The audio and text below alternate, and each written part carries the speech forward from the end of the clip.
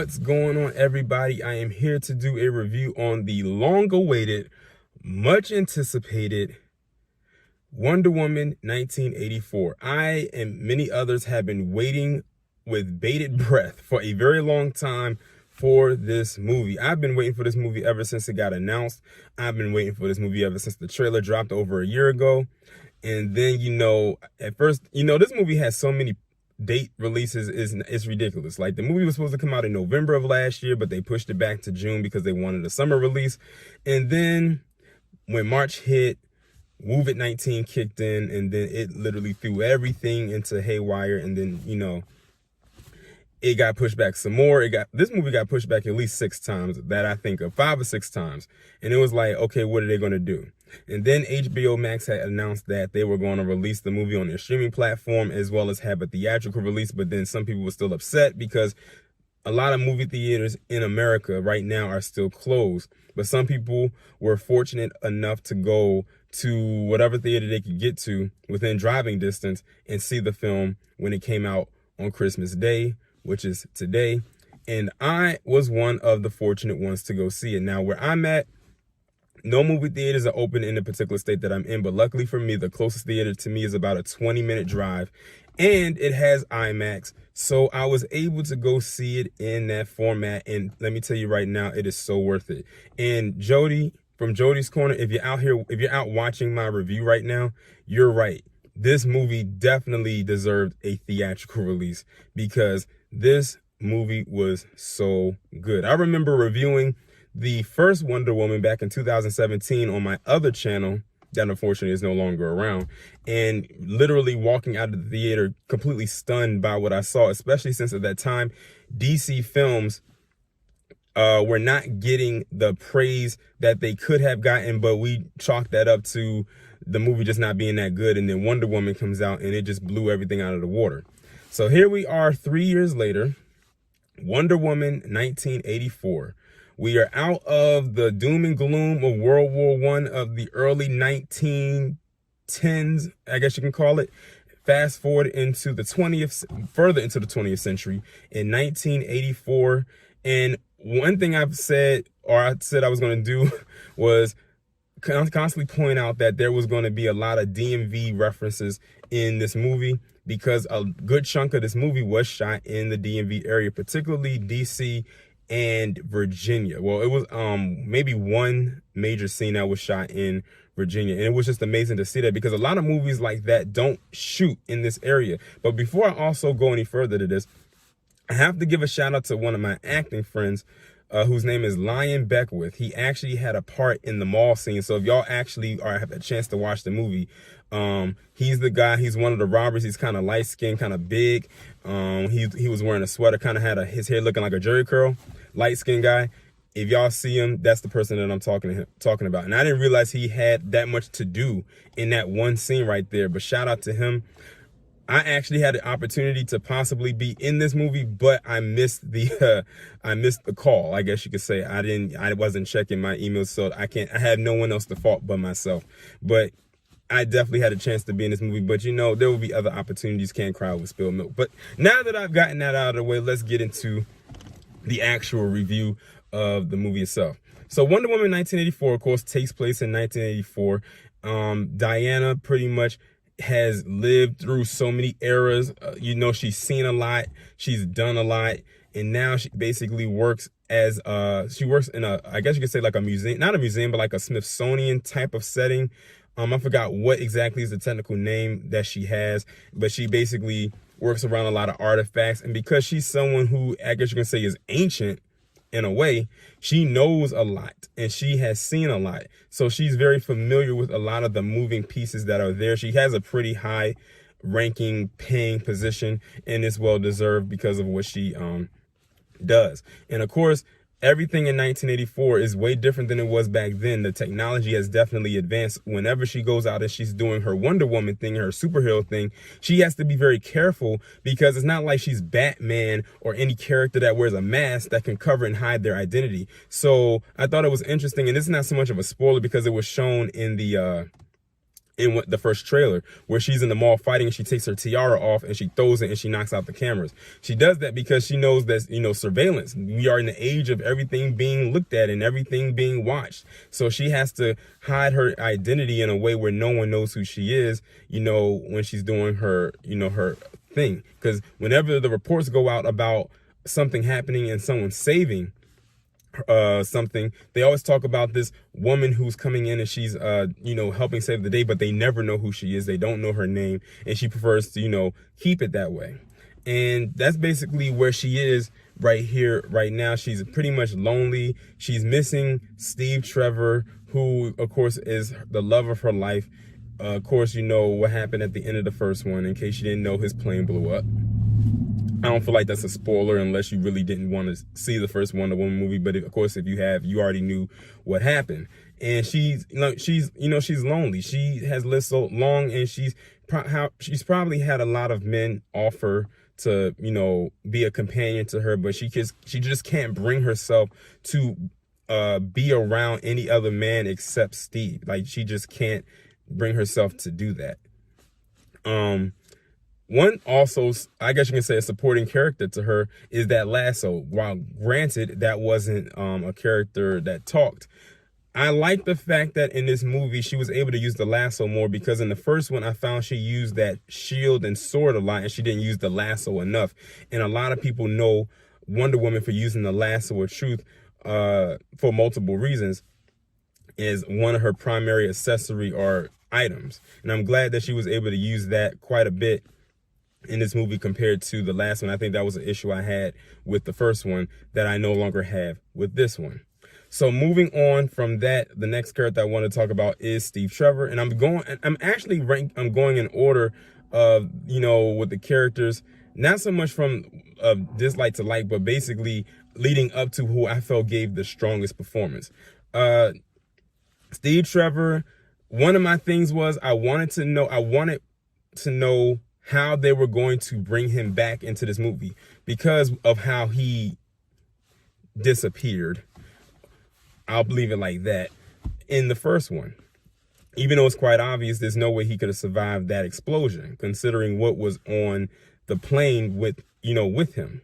And so basically, without giving anything away, I like the way in how they brought him back. I just didn't want it to be cheesy or corny or not make any sense. I think that's the best way to put it. I didn't want the way that they brought him back into the story to not make any sense. I wanted it to make 100% common sense. That way we know, okay, that's how he was brought back. I think that was the biggest thing people wanted to know, especially after the events of the first movie, because every person who I saw react to the trailer was saying, wait, I thought he died. Like, how did he come back from that? There's no way he could have survived that. And then, they show an item in the trailer as well. And I said, I bet you that's probably what brought him back into the fold.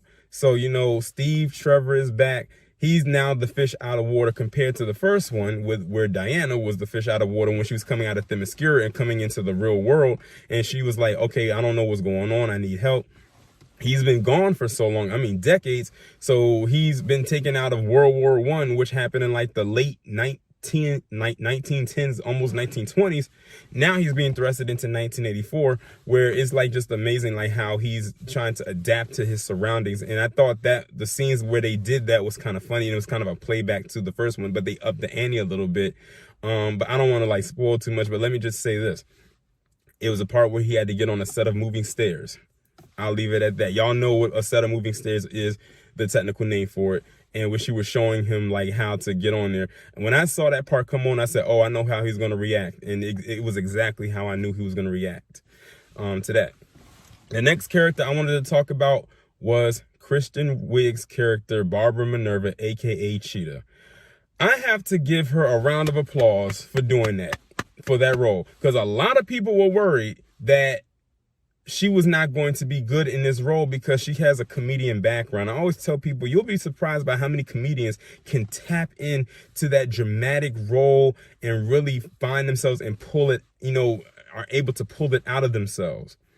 because a lot of comedians can do it and have done it and will still continue to do so. So basically her character is, she's like, I guess you can say she's like a quirky, awkward, geeky type of a woman. She's really into her work, but she's a very nice person. She's very open to people. She doesn't have a lot of friends. She doesn't really have any friends. And Diana's like the only one true friend that she really has. She really doesn't have any protection. Nobody's really checking for her as far as like male attention or anything like that. And you know, she basically wants that. Like, she sees how Diana is. She sees that she's a beautiful woman. She sees that she carries herself with confidence. She sees that she's a strong person, and she wants that so badly. And so badly, she does get it, because she goes through a very interesting transformation. And I like that they did not just say, okay, here we giving you this version of Barbara right here, and then we just leapfrog into what will become one of Wonder Woman's biggest adversaries. In case y'all didn't know, Cheetah is probably one of Wonder Woman's most recognizable villains. She's basically, if I can compare her, I would say she's like Joker to Batman. I think that's the best way to put it. But her transformation, I like that it was a slow progression, and it started to trickle in. It started, like, you know, with her, you know, because she wasn't a good high heel wearer. Every time she wore heels, she would always stumble over herself. So I thought it was nice that when she started to transform, that she could now walk in heels better. And then, you know, she started to dress a little bit more appealing without overdoing it with the sexy. You know, wearing more tighter skin clothes, because she always wore loose clothing that never showed her figure. Or she would, you know, be a little bit more sassy, or, you know, like people would start seeing her as like a real popular person in the office. And then all of a sudden, something just triggers, you know, with her, and she decides that she's going to really go all out with this thing. And let me tell you something. The trailers and what you see with her in the trailers does nothing for what you see when you actually watch the movie itself with her fight sequences. Her fight sequences were phenomenal, especially in the White House scene. That part right there sent chills through my body. Like, that whole sequence right there was what was one of the things I was looking forward to going into this movie, and it did not disappoint. And it's just amazing how all of that works.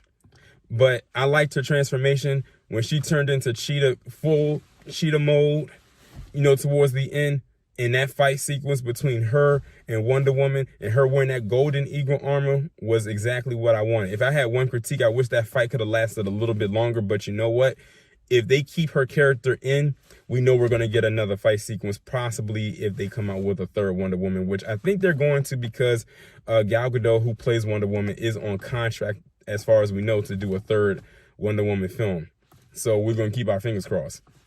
Now, the last character, and this is the one I was waiting to talk about, because this character right here, this actor, had some of the best acting range I have ever seen on screen.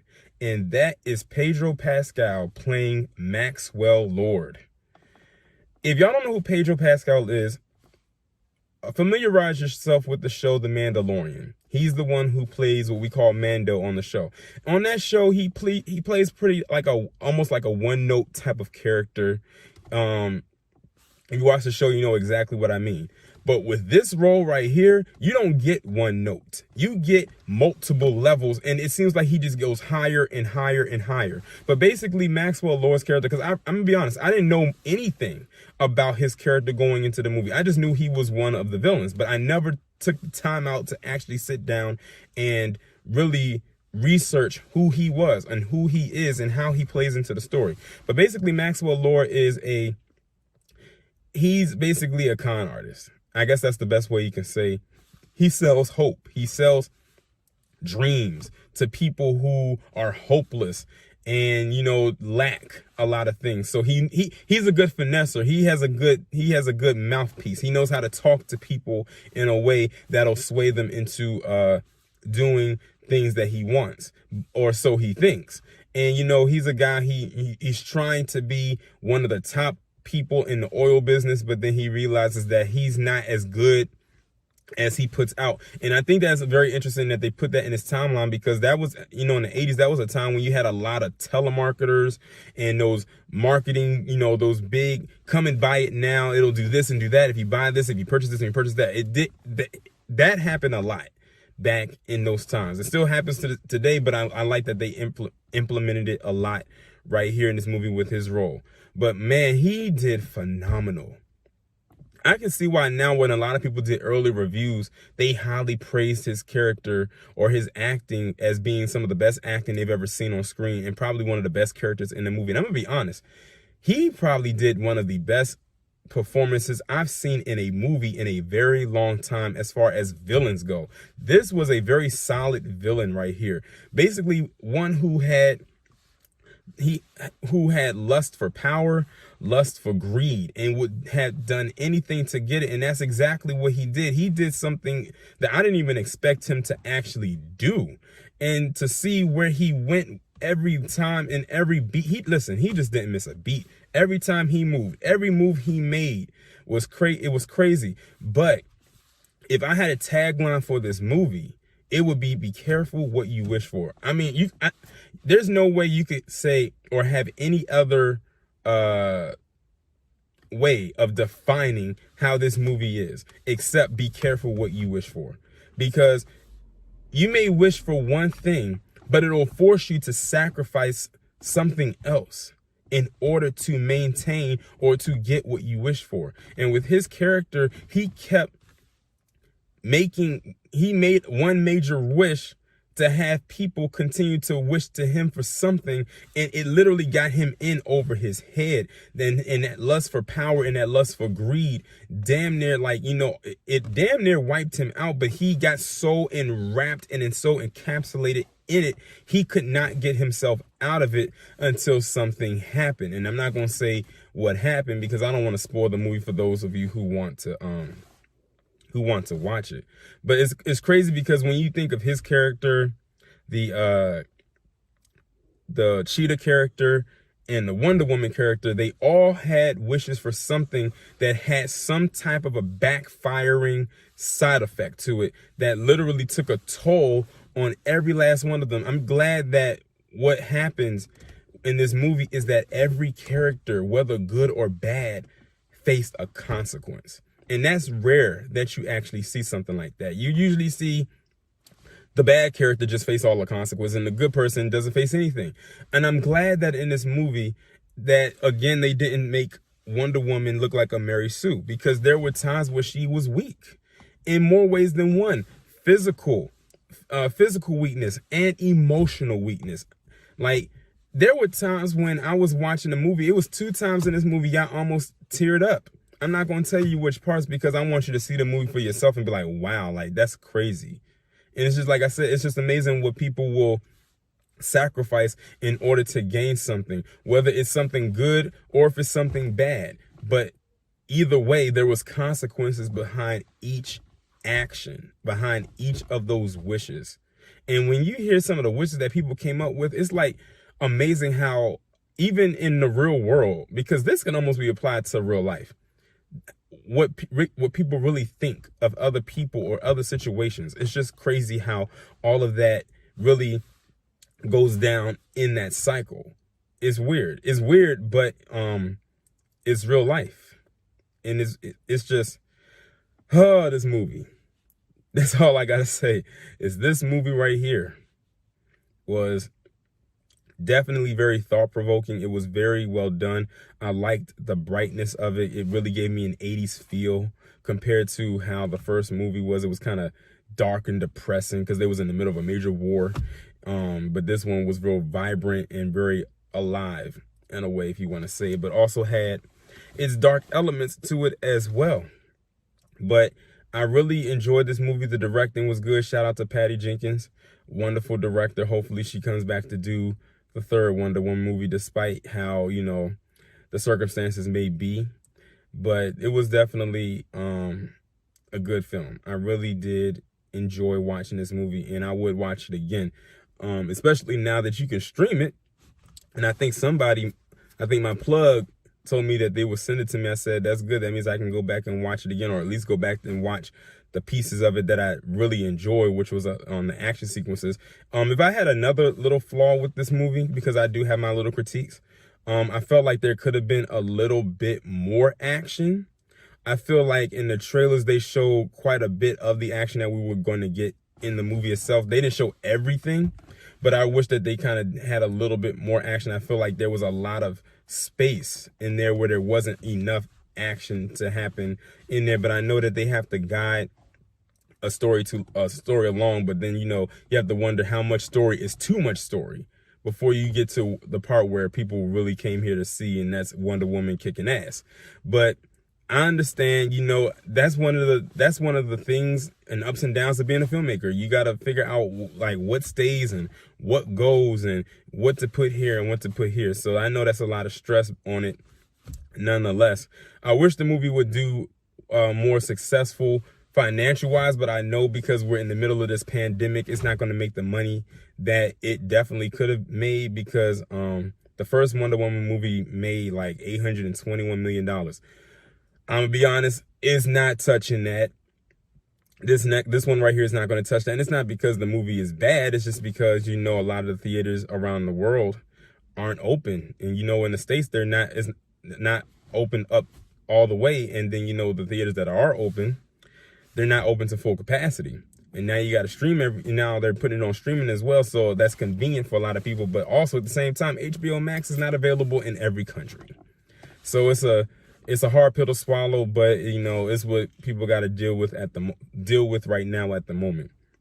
All in all, this is going to be the conclusion of my review for Wonder Woman 1984. I hope y'all enjoyed. Y'all let me know down in the comments how y'all feel about the review. Will you watch it? Would you risk going to the theater to watch it, or will you watch it on streaming? And yeah, that's pretty much it. Like, comment, share, subscribe.